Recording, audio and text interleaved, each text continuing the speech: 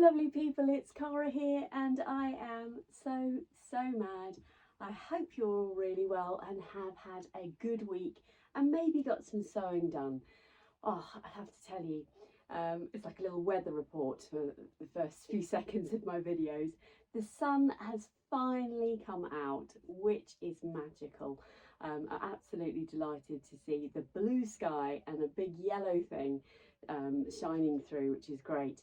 So now I'm in that sewist dilemma of, do I switch my wardrobe over, or you know, what do I start making, etc. But what a lovely problem to have. Today I'm actually still, and the reason I said that is because I'm still sort of in a wintry outfit. Today I've got on my Walk Boldly trousers, which are Ponte Roma. This is a ready to wear top, and then I love this waistcoat. This is the pom-pom waistcoat by Maison Fauve, which is actually a free pattern, and an amazing free pattern it is too. So I thought I'd just do a bit of a sewing catch up with you today, if that's all right. I have got some more fives planned, so they're whirling around in my head. But I've had another amazing week and I wanted to share with you just what I've been up to. I've actually been on holiday for some of it, which is where I left last week. And as I sit here now, I can't believe that's been a week. It's not quite a week when I'm filming, but wow, gone. And my beautiful daughter, Molly, has now been in France this Saturday for 2 weeks. And I won't see her until we go out to see her in September. So hi, Mol. I know she normally watches. I love you lots. Yeah, it's just, the time is just flying by. I can't believe it, but I'm delighted she's happy. She's definitely got some sunshine. She had a beautiful beach yesterday called Sable d'Olonne, with some beautiful food and lovely friends. So I'm delighted she's doing really well. I've also been seeing some friends this week, and some more on that later on.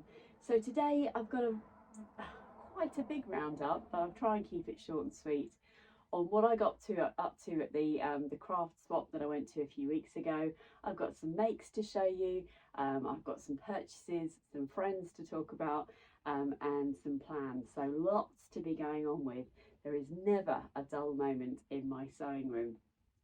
So you may remember a couple of weeks ago, it must be about a month I suppose ago, I saw a clip from the Sussex seamstress, Jane the Sussex seamstress, posted onto her Instagram, or reposted if you like, that there was a craft swap at Uckfield. Now I used to live in Uckfield. I've only been in Hailsham for well, 2.5 years I suppose, but I never heard of anything crafty going on in Uckfield, so I was like, what? But how it worked was, you basically took from your stash some things that you wanted to swap over, and basically what happened was, for every metre of fabric you took, or a pattern or some wool, you basically got units.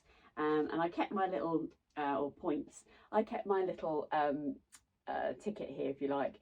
So I took 30 points worth of items with me, including some, you know, some remnants, some sizable pieces of fabric, some fabric that I knew I'd never to use, and so on. And yeah, I had no expectations, but I hoped I would meet some lovely people, which I did. I hoped I'd be around fabric, which I was. And it was fascinating for me because I couldn't work out. I mean, I suppose the fabrics I were letting go, they're perfectly usable pieces of fabrics, but I knew I wouldn't use them. And then you just have to trust that other people would give up fabrics that you would use, but they wouldn't. And so I was there quite early. In fact, I was there as it opened. And although there'd been some swaps happening already, some of the goods were still coming in. And that was an amazing process to watch. And the lovely lady called Karen who ran it, she's a local lady. And actually it turns out there were quite a few sort of local sewing people around, but I didn't get a chance to really talk to anybody as such. We were all focused on what was on the swaps tables naturally. However, I did pick up a few things.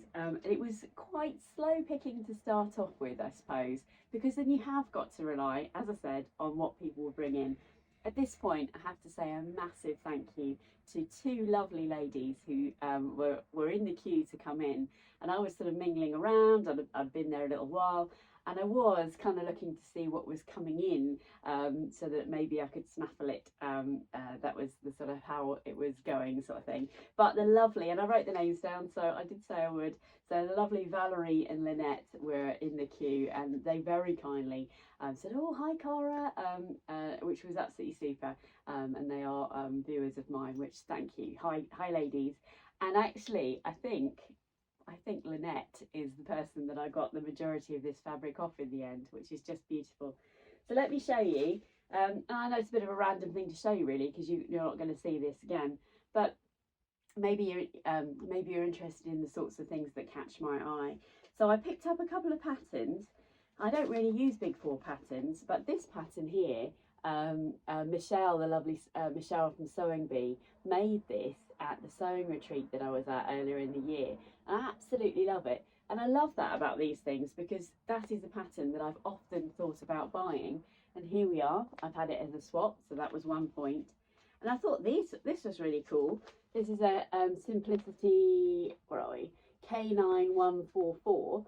I just thought that aesthetic was beautiful. I love the simplicity of those trousers there.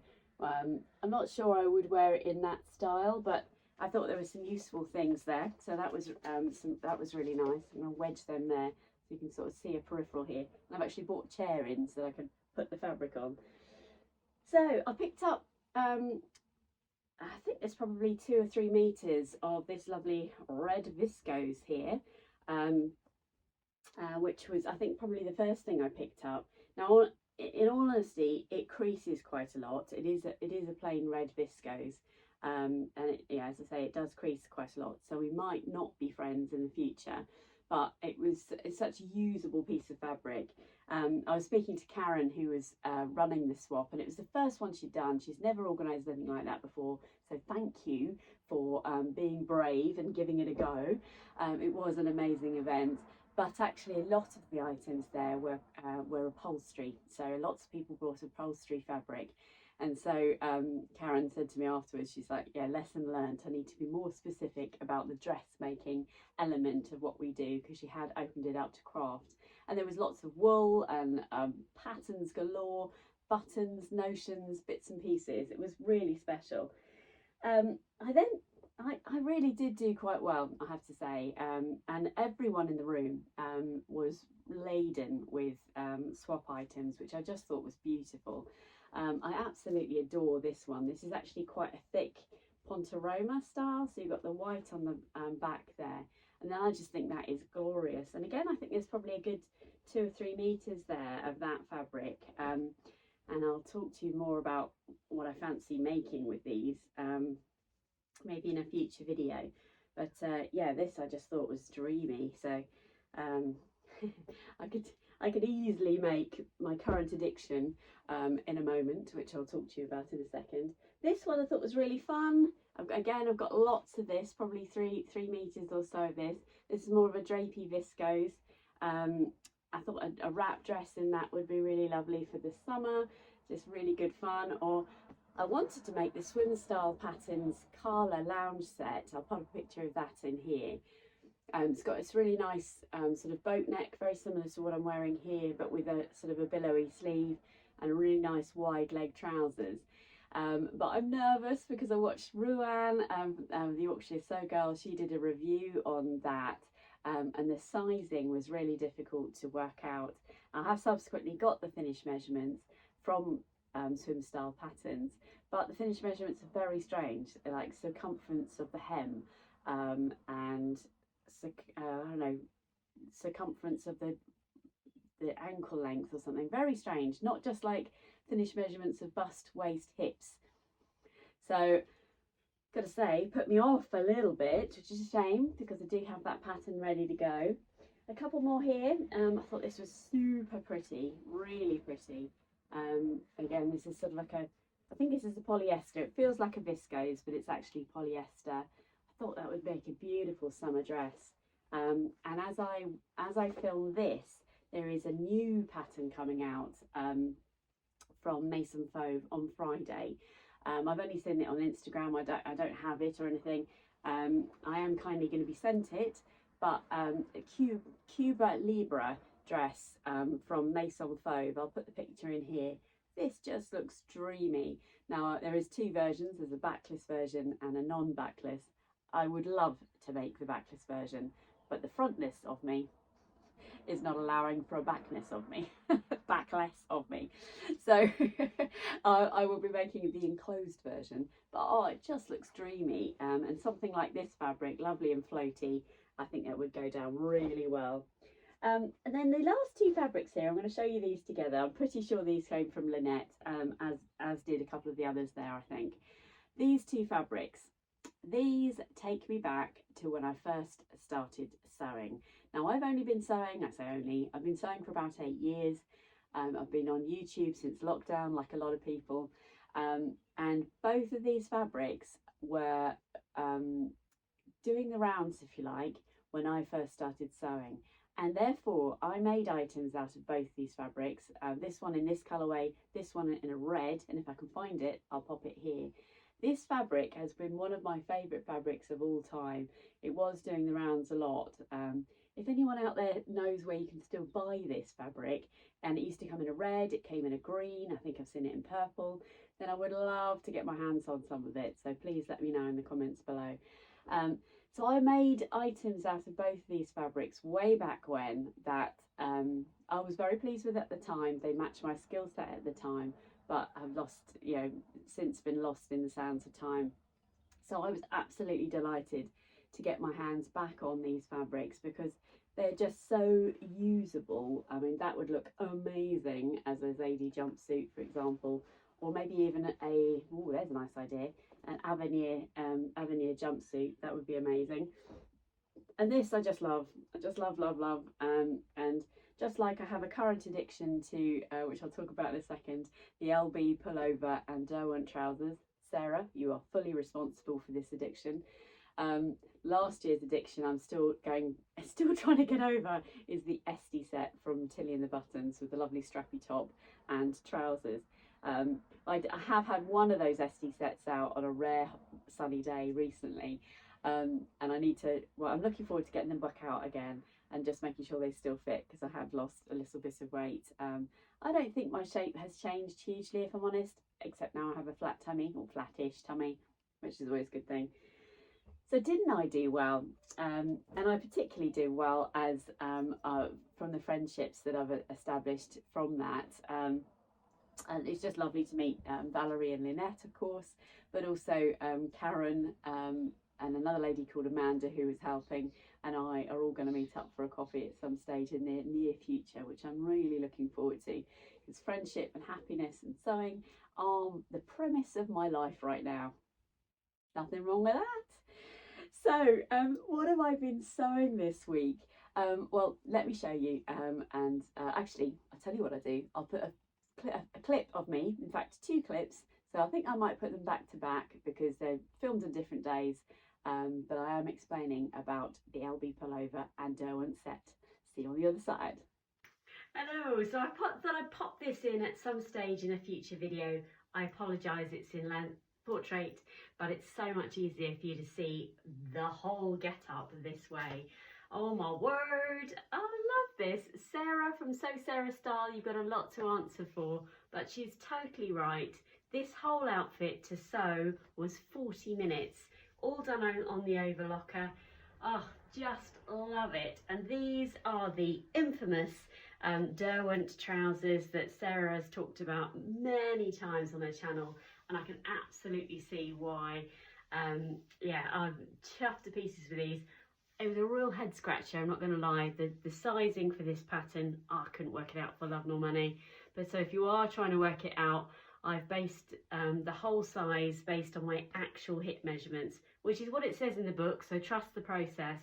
But I didn't find it very easy to work the sizing out. But the simplicity of this make speaks for itself. No pockets or anything, and I've actually sewed this down, but you just roll this, you roll the elastic in on itself to create the waistband. super simple. This sort of knit fabric, incredibly drapey. It's actually a little bit sheer, but it's going to be great for this time of year. And I love it. So LB pullover by Paper Theory. I've made loads. It's an illness, I'm sure. And oh my word, the first of many Derwents, and I think that's going to be just as addictive. But I love it. Okay, this is just a very quick video, but Sarah, you've got a lot to answer for, and it's definitely catching. Another portrait shot, because it's so much easier to show you. So another LB pullover, another set of Derwent pants. These are so easy to make, and this time, as I hate waste fabric, I felt like I had just enough left over to make the short kindergarten that is also in the book by Wendy Ward. Sewing with Knits, I think it's called. I'll link it below. But I love this. So it's Me Made May, as you know, and this is the sort of thing that I'd like to be wearing all of the time. Maison Fauve it is not, but it is super comfortable. And I'm ever grateful that Adele decided to de-stash this modal sweat jersey. Super comfortable, and this is how I'm spending my bank holiday. So I appreciate that it's in portrait. Sometimes that can be a bit frustrating to watch, but it's so much easier to show you in portrait because you get to see the whole outfit. I absolutely love these sets that I have made. This is the, I do tell you that fabric does not languish in my stash. I bought this fabric from lovely Adele, from a de-stash. This is just glorious. It's a really lightweight, very drapey, feels sort of modal-esque actually, sweatshirting. And I had enough of it to make the LB pullover, which I put a picture in here anyway, LB pullover, the Derwent trousers, which I'll talk about in a second. And then I did put on both pairs of my Derwent trousers a little label on the back, and this one says made by me, because they've got no pockets or anything. And the biggest problem we've got with the Derwent trousers is you don't know the front from the back. Just love them, and I have worn these endlessly. Look, here's another set here. This pair of trousers, let me tell you about it, comes from this book, which is Sewing with Knitted Fabrics from Wendy Ward. I know Sarah wishes she'd taken out shares in this book because she talks about it all the time. That's Sarah from Sew Sarah Styles. Please go and check her out. Amazing channel. And the Derwent trousers, they look amazing on her, and they are the simplest pair of trousers you will ever make, because they're literally 2 fronts, 2 backs, and then you fold over the waistband. You can see there you've got the elastic. You just sew the elastic onto the top, fold it over, and then I've added some, I've stitched in the ditch. I've actually put a label on that bit.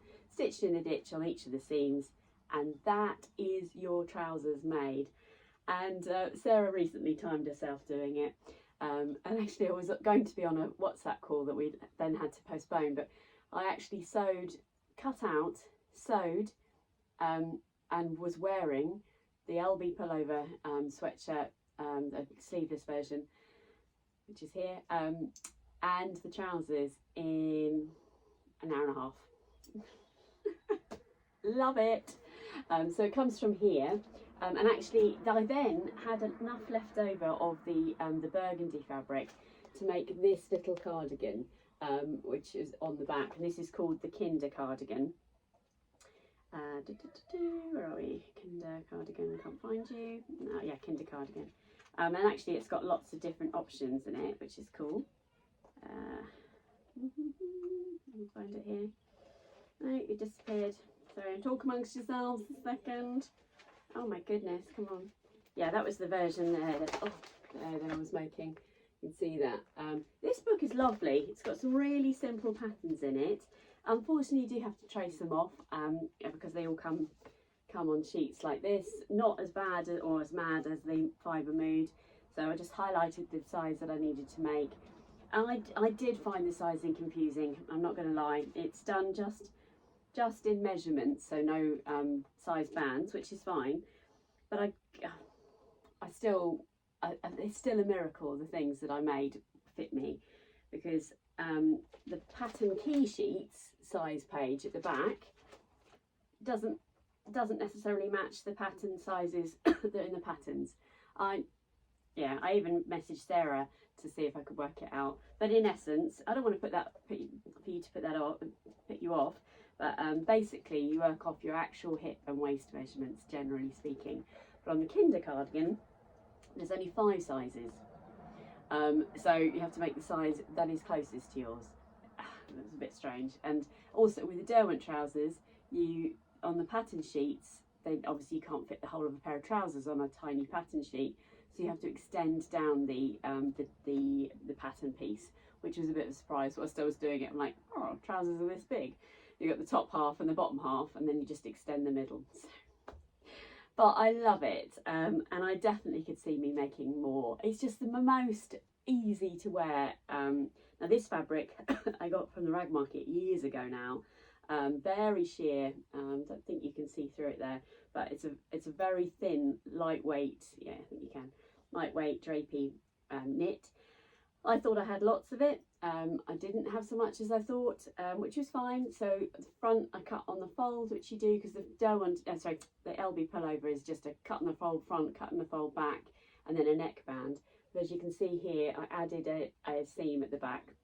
Nobody knows, nobody minds. And then it's got a grown on sleeve there, which is why it makes it such a quick make. Love it. So that was really good fun. What else did I need to tell you about? I then had a trip to Devon. So I made those on the Thursday and the Friday morning, I want to say. I can't remember now. No, that can't be right because we were travelling on Thursday and Friday. Anyway, I made them before I went away. And then we went down to Devon to a lovely place called Budleigh Salterton, where my lovely Auntie Sue lets us stay in her house. They happen to be not there this time, which is fine. We went to our lovely Dartmouth, which is just one of my favourite places. And before I went, I was busy making another jacket. I know, another addiction of mine. What can I do? And I made the Mimosa jacket, which is part of the latest release from Maison Fauve. Let me put stock photo in here, or the pattern photo or something like that. And then I'll put my version in here. Let me pop it on and then I can take you through the details. Now, it's never brilliantly easy for me to show you details of something when I'm actually wearing it. But if you don't mind not seeing my head, I'm going to come up into the footage here and share some details with you of this. So this is the the Mimosa jacket by Maison Fauve. It's such a clever construction. You can see here, it looks like it's going to be double-breasted. And when I saw the pattern originally, I was concerned that it was going to be quite boxy and big. I remember 1980s. I was quite young, obviously, but double-breasted jackets, you normally have got a lot of volume around here. But this design is so clever because this is a double-breasted look with a single-breasted feel. I don't know how she's done that. You have this, this is, what do they call this? Oh, it's obviously a welt pocket, but it's a faux welt pocket, so it doesn't go anywhere, but it just adds a really nice detail, I think. And the construction of this is so simple. Well, no, actually, sorry, it's not true.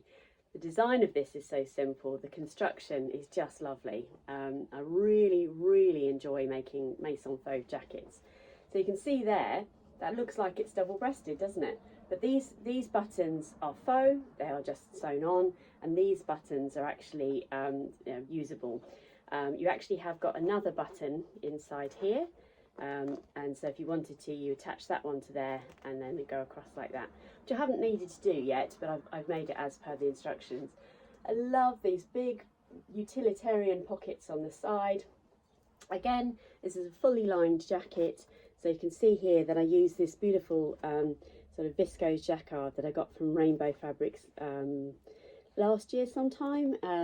And this, actually this was a remnant that I got at the Stitch Festival, quite a big remnant.